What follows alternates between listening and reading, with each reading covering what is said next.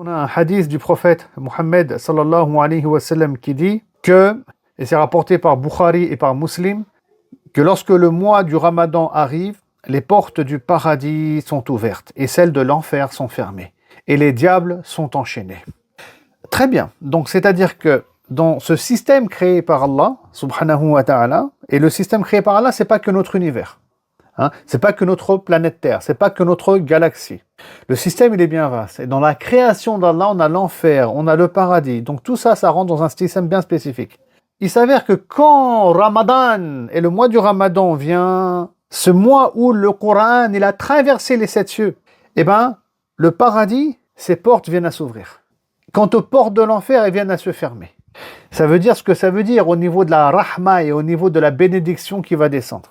C'est pour ça que nous, on va aller chercher cette bénédiction et on va aller chercher cette rahma à travers la prière de Tarawih, à travers la générosité, les actes. C'est comme ça qu'il était le prophète sallallahu alayhi wa sallam, avec espoir. Et c'est comme ça qu'on doit être.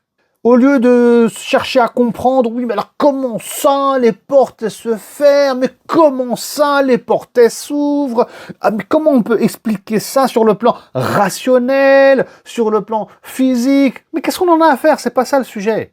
Le sujet, c'est que les portes du paradis sont ouvertes, celles de l'enfer sont fermées. À toi de faire rentrer ton âme dans le paradis tant que les portes sont ouvertes.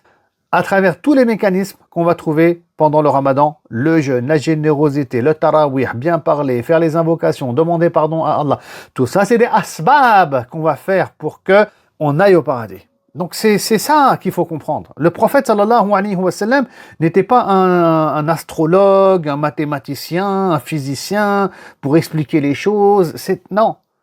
C'était un homme de spiritualité, un prophète d'Allah. Il est venu pour nous guider. Donc c'est cette guidance-là qu'il faut capter et comprendre, bien sûr. C'est cet angle-là qui doit nous intéresser.